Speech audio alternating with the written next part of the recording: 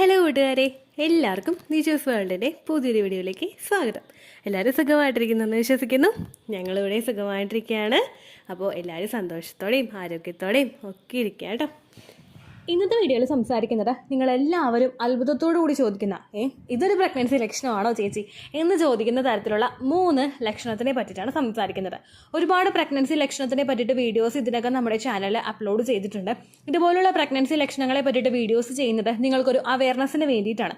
കാരണം എന്തെല്ലാം മാറ്റങ്ങൾ പ്രഗ്നൻ്റ് ആകുന്ന ഒരു ലേഡിക്ക് ഉണ്ടാകും, അതുപോലെ എന്തെല്ലാം മാറ്റങ്ങൾ പ്രിമെൻസ്ട്രൽ സിംറ്റം ആയിട്ടൊരു ലേഡിക്ക് ഉണ്ടാകും, ഈ പ്രിമെൻസ്ട്രൽ സിംറ്റംസും ഈ പ്രഗ്നൻസി സിംറ്റംസും ഒക്കെ ഏറെക്കുറെ ശരിയല്ലേ എന്നൊക്കെയുള്ളൊരു ധാരണ നിങ്ങൾക്ക് ഉണ്ടാക്കിയെടുക്കാൻ വേണ്ടിയിട്ടാണ് ഇതുപോലുള്ള പ്രഗ്നൻസി ലക്ഷണങ്ങളെ പറ്റിയിട്ട് വീഡിയോസ് ചെയ്യുന്നത് കേട്ടോ.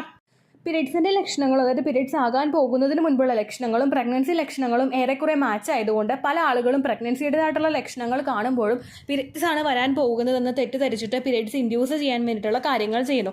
എസ്പെഷ്യലി പീരിയഡ്സ് ആകുന്ന സമയത്ത് നമുക്കുണ്ടാകുന്ന ക്രാമ്പിംഗ്, നമുക്കുണ്ടാകുന്ന യോനി വേദന, നമുക്കുണ്ടാകുന്ന ബ്രസ്റ്റിലെ വേദന, ഇതെല്ലാം തന്നെ സെയിം പ്രഗ്നൻസി സമയത്തും നമുക്ക് ഉണ്ടാകാനായിട്ട് ചാൻസ് ഉണ്ട്. ഇങ്ങനെ ഉണ്ടാകുന്നതിൻ്റെ ഭാഗമായിട്ട് പലരും പീരിയഡ്സ് വരാതെ ആകുമ്പോൾ പീരിയഡ്സ് ആവുന്ന വേദന വരുന്നു, പക്ഷേ പീരിയഡ്സ് വരുന്നില്ല. അങ്ങനെയൊക്കെ വരുമ്പോഴേക്കും ഒരുപാട് ആളുകൾ പീരിയഡ്സ് ഇൻഡ്യൂസ് ചെയ്യാൻ വേണ്ടിയിട്ട് ഓൾറെഡി ഡോക്ടേഴ്സ് കൊടുത്തിട്ടുള്ള മെഡിസിൻ എടുക്കുന്നവരുണ്ട്. പീരിയഡ്സ് ഇൻഡ്യൂസ് ചെയ്യാൻ വേണ്ടിയിട്ട് ഹെവി ആയിട്ടുള്ള വർക്കൗട്ട്സ് ചെയ്യുന്ന ആളുകളുണ്ട്. അങ്ങനെയുള്ള ആളുകളൊക്കെ അതൊന്ന് പ്രിവെൻറ്റ് ചെയ്യാൻ വേണ്ടിയിട്ടാണ് ഇത്തരത്തിലുള്ള വീഡിയോസ് ചെയ്യുന്നത് കേട്ടോ. ഈ ലക്ഷണം നിങ്ങൾക്കുണ്ടെങ്കിലും ഈ ലക്ഷണം നിങ്ങൾക്കില്ലെങ്കിലും നിങ്ങൾ പ്രഗ്നൻ്റ് ആകാനായിട്ട് ചാൻസ് ഉണ്ട്. ഇപ്പോഴത്തെ നമ്മുടെ ലൈഫ് സ്റ്റൈലിലും ഫുഡ് ഹാബിറ്റും ഒക്കെ വെച്ച് നോക്കുമ്പോഴേക്കും ഒരുപാട് ആളുകൾ പ്രഗ്നൻസിയുടെ ഫസ്റ്റ് ട്രൈമസ്റ്ററിൽ യാതൊരു തരത്തിലുള്ള പ്രഗ്നൻസി ലക്ഷണങ്ങളും ഇല്ലാതെയും പ്രഗ്നൻസി കണ്ടിന്യൂ ചെയ്ത് കൊണ്ടുപോകുന്നവരുണ്ട്. അതുകൊണ്ട് ഈ ലക്ഷണങ്ങൾ ഇല്ലെങ്കിലും നിങ്ങൾ വിഷമിക്കേണ്ട ആവശ്യമില്ല. എക്സ്പെക്റ്റഡ് പീരിയഡ് ഡേറ്റിൽ ബ്ലീഡിങ് വരുന്നുണ്ടോ എന്ന് നോക്കുക. ആ പോകുന്ന ബ്ലീഡിങ് എത്രത്തോളമാണെന്നുള്ള കാര്യം കൂടി നിങ്ങൾ ശ്രദ്ധിക്കണം. സഡൻ ആയിട്ട് പീരിയഡ്സ് ആകുന്ന ആ ഒരു എക്സ്പെക്റ്റഡ് ഡേറ്റിൽ തന്നെ നിങ്ങൾക്ക് ബ്ലീഡിങ് വന്നു, പക്ഷേ ആ ബ്ലീഡിങ് വളരെയധികം കുറവാണ്, അതായത് ഒരു പാഡ് പോലും ചേഞ്ച് ചെയ്യേണ്ട തരത്തിലുള്ള ബ്ലീഡിങ് നിങ്ങൾക്ക് ഇല്ല എങ്കിൽ നിങ്ങൾ പ്രഗ്നൻസി ടെസ്റ്റ് ചെയ്ത് നോക്കണം കേട്ടോ.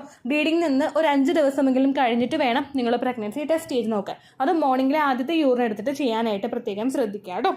ഈ ലക്ഷണങ്ങളിൽ ഏറ്റവും ആദ്യത്തെ ഒന്നെന്ന് പറയുന്നത് ഷോൾഡർ പെയിൻ ആണ്. ഷോൾഡർ പെയിൻ പ്രഗ്നൻസി ലക്ഷണമാണോ എന്ന് ചോദിച്ചു കഴിഞ്ഞാൽ തീർച്ചയായിട്ടും പ്രഗ്നൻ്റ് ആകുന്നതിൻ്റെ ഏറ്റവും സ്റ്റാർട്ടിംഗ് സ്റ്റേജിൽ തന്നെ നമുക്ക് ഉണ്ടാകാൻ സാധ്യതയുള്ള ഒരു ലക്ഷണമാണ് ഈ ഷോൾഡർ പെയിൻ എന്ന് പറയുന്നത്.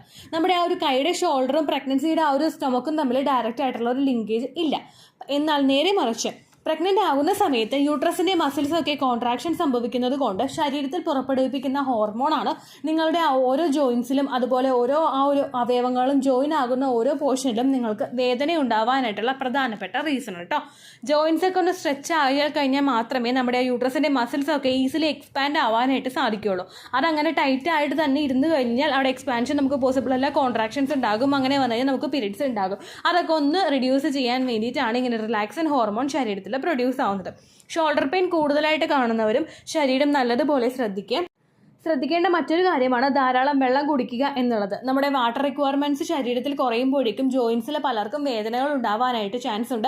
അതുപോലെ തന്നെ ഇത്തരത്തിലുള്ള വേദനകളൊക്കെ ഉണ്ടാകുമ്പോഴേക്കും കൂടുതലും പെയിൻ കില്ലേഴ്സ് നിങ്ങൾ യൂസ് ചെയ്യാതിരിക്കുക. മൂവോ വോളിനിയോ അങ്ങനെ എന്തെങ്കിലും സ്പ്രേ ശരീരത്തിൽ അപ്ലൈ ചെയ്യുന്നത് കൊണ്ടോ ഓയിൽമെൻറ്റ് പുരട്ടുന്നത് കൊണ്ടോ പ്രശ്നമില്ല. പക്ഷേ വേദന സംഹാരികൾ പ്രഗ്നൻസി ട്രൈ ചെയ്യുന്ന സമയത്തും പ്രഗ്നൻ്റ് ആകുന്ന സമയത്തും ഇംപ്ലാന്റേഷൻ നടക്കുന്ന സമയത്തും നിങ്ങൾ യൂസ് ചെയ്യാനായിട്ട് പാടില്ല. വേദന സംഹാരികൾ കൂടുതലായിട്ട് ഉപയോഗിക്കുന്നത് നിങ്ങളുടെ ബ്രെയിനും റീപ്രൊഡക്റ്റീവ് സിസ്റ്റവും തമ്മിലുള്ള ഒരു ബന്ധത്തിനെ കുറച്ച് നേരത്തേക്കൊന്ന് മന്ദീഭവിപ്പിക്കുന്നതിന് കാരണമാകുന്നു. ഇങ്ങനെ വന്നു കഴിഞ്ഞാൽ ആ ന്യൂട്രിയൻസ് വേണ്ടുന്ന അല്ലെങ്കിൽ എംബ്രിയോനെ നറിഷ് ചെയ്യേണ്ട സമയത്ത് ഹോർമോൺസിന് കൃത്യമായിട്ട് വർക്ക് ചെയ്യാൻ പറ്റാതെ ആവുകയും പ്രഗ്നൻസി നഷ്ടമായി പോവുകയും ചെയ്യുന്നുണ്ട് കേട്ടോ. അപ്പോൾ ഒരിക്കലും മെഡിക്കൽ സ്റ്റോറിൽ നിന്ന് ഡയറക്റ്റ് ആയിട്ട് മെഡിസിൻ മേടിച്ച് ഉപയോഗിക്കാതിരിക്കുക. രണ്ടാമത്തെ ഒരു ബുദ്ധിമുട്ടാണ് മുട്ടുകാൽ വേദന. മുട്ടുകാൽ വേദനയും ഞാൻ ആദ്യം തന്നെ പറഞ്ഞതുപോലെ തന്നെ ശരീരത്തിൽ റിലാക്സൻ ഹോർമോൺ പ്രൊഡ്യൂസ് ആവുന്നത് കൊണ്ട് നമ്മുടെ ജോയിൻസ് ഒക്കെ ഒന്ന് ഫ്ലെക്സിബിൾ ആകാൻ വേണ്ടിയിട്ട് നമുക്കുണ്ടാകുന്ന ഒരു ലക്ഷണമാണ് ഈ ഒരു മുട്ടുവേദന എന്ന് പറയുന്നത്. അതുപോലെ തന്നെ ശരീരത്തിൽ ഓരോ ജോയിൻസും വരുന്ന പോർഷനിൽ നമ്മുടെ ആംഗിളിൻ്റെ ഭാഗത്ത്, അതുപോലെ നമ്മുടെ കൈപ്പത്തിയും ആ ഒരു കൈയും തമ്മിൽ ജോയിൻ ആകുന്ന പോർഷനിലൊക്കെ നമുക്ക് വേദനകൾ പ്രഗ്നൻസിയുടെ സ്റ്റാർട്ടിംഗ് സ്റ്റേജിൽ തന്നെ അനുഭവപ്പെടാനായിട്ട് ചാൻസ് ഉണ്ട് കേട്ടോ. മുട്ടുവേദന നമുക്ക് ഒരുപാട് നേരം നിൽക്കുന്ന സമയത്തായിരിക്കും ഫീൽ ചെയ്യുന്നത്. നമ്മൾ ചില സ്ത്രീകളൊക്കെ വീട്ടിലിപ്പോൾ ജോലികൾ ചെയ്യുമ്പോൾ 1 മണിക്കൂറോ അല്ലെങ്കിൽ 1.5 മണിക്കൂറോ ഒക്കെ ഒറ്റ സ്ട്രെച്ചിൽ നിൽക്കാറുണ്ട്.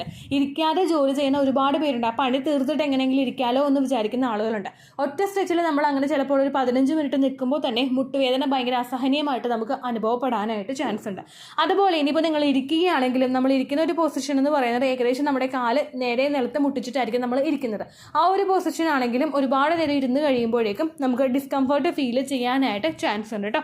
അപ്പോൾ നമുക്ക് ഏകദേശം ഒരു കാല് നീട്ടി വെക്കേണ്ട ഒരവസ്ഥ നമുക്ക് ഫീൽ ചെയ്യുന്നു. കുറേ നേരം കാല് നീട്ടി വെച്ചാലും നമുക്കൊരു ബുദ്ധിമുട്ട് അനുഭവപ്പെടാനായിട്ടും ചാൻസ് ഉണ്ട് കേട്ടോ.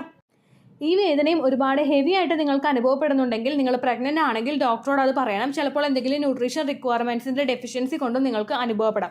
കാൽസ്യത്തിൻ്റെ ഡെഫിഷ്യൻസിയോ മറ്റു വൈറ്റമിൻസിൻ്റെ ഡെഫിഷ്യൻസിയോ ശരീരത്തിൽ വരുമ്പോഴേക്കും ഇതുപോലുള്ള ജോയിൻറ്റ് പെയിൻ ഒക്കെ നിങ്ങൾക്ക് അനുഭവപ്പെടാനായിട്ട് ചാൻസ് ഉണ്ട്. അപ്പോൾ ആ വേദന പ്രഗ്നൻസി ലക്ഷണമാണല്ലോ എന്ന് വിചാരിച്ചിട്ട് നിങ്ങൾ നിൽക്കേണ്ട ആവശ്യമില്ല.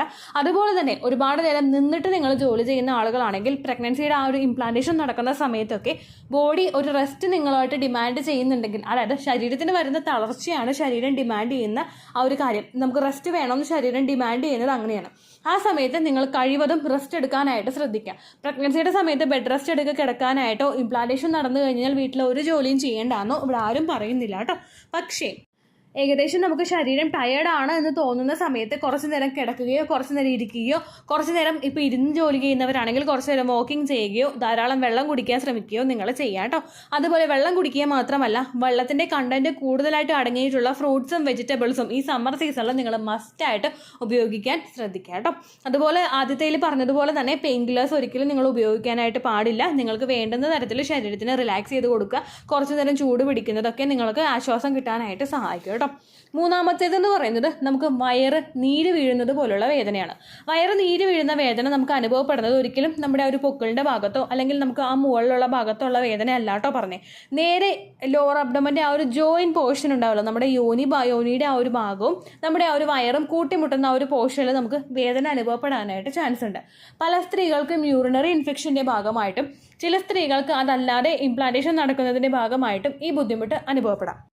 വെറുതെ ജസ്റ്റ് ഒന്ന് കുമ്പിട്ട് നിവർന്ന് എഴുന്നേക്കുന്ന ആ സമയത്ത് തന്നെ നമുക്ക് ഭയങ്കര ഡിസ്കംഫർട്ട് അനുഭവപ്പെടാം. കുറച്ച് നേരം നടക്കുമ്പോൾ നിങ്ങൾക്ക് വയറ് നീര് വീഴുന്നത് പോലെ അനുഭവപ്പെടാം.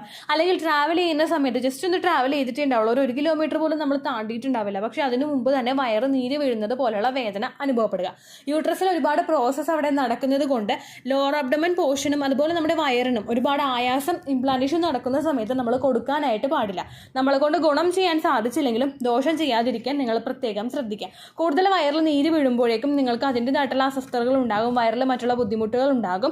അപ്പോൾ അതെല്ലാം ഒന്ന് അവോയ്ഡ് ചെയ്യാൻ വേണ്ടിയിട്ടുള്ള കാര്യങ്ങൾ നിങ്ങൾ ചെയ്യുക. ഇംപ്ലാന്റേഷൻ നടക്കുന്ന സമയത്ത് നിങ്ങൾ പറ്റുന്ന യാത്രകൾ നിങ്ങൾ അവോയ്ഡ് ചെയ്യുക. ഇംപ്ലാന്റേഷൻ നടക്കുന്നു എന്ന് പറഞ്ഞിട്ട് വീട്ടിൽ നിന്ന് ഹസ്ബൻഡിലൂടെ പുറത്ത് പോകാതിരിക്കുകയോ വീടിനകത്ത് തന്നെ മുഴുവനായിട്ട് അടച്ചിട്ടിരിക്കുകയോ നിങ്ങൾ ചെയ്യേണ്ട. യാത്ര പോകുന്നത് നിങ്ങൾ ശ്രദ്ധിച്ച് യാത്ര പോവുക. ബൈക്കിൽ ട്രാവൽ ചെയ്യുമ്പോൾ ഒരുപാട് ഗട്ടർ ഉണ്ടെങ്കിൽ ആ ഗട്ടർ കഴിയുന്ന പോർഷൻ വരെ നിങ്ങൾ നടന്നിട്ട് ഹസ്ബൻഡ് വണ്ടി ഓടിച്ച് വരുന്ന രീതിക്ക് നിങ്ങൾ ആക്കാനായിട്ട് ശ്രദ്ധിക്കുക. ബസ്സിൽ പോകുന്നവരാണെങ്കിലും ഓട്ടോറിക്ഷയിൽ പോകുന്നവരാണെങ്കിലും കഴിവതും ബസ്സിൻ്റെ നടുക്കലത്തെ ആ ഒരു പൊസിഷനിൽ നിങ്ങൾ ഇരിക്കാനായിട്ട് ശ്രദ്ധിക്കുക. ഏറ്റവും ഫ്രണ്ടിലോ ഏറ്റവും ബാക്കിലോ നമ്മൾ പോയി നിന്നതിന് ചിലപ്പോൾ നമുക്ക് കുറുക്കം കൂടുതലായിട്ട് അനുഭവപ്പെടും. അതുപോലെ ഓട്ടോറിക്ഷയിലോ ക്യാബിലോ ആണ് നിങ്ങൾ പോകുന്നതെങ്കിൽ അവരോട് കൺവേ ചെയ്യുക നിങ്ങൾ പ്രഗ്നൻ്റ് ആണെന്നുള്ള കാര്യം. നിങ്ങൾ പ്രഗ്നൻ്റ് ആയിട്ടുണ്ടാവില്ല, പക്ഷേ പ്രഗ്നൻ്റ് ആണെന്ന് തന്നെ പറയുക. അപ്പോൾ അവർ അത്രയും കെയർ ചെയ്തിട്ട് വണ്ടി ഓടിക്കുള്ളൂ കേട്ടോ.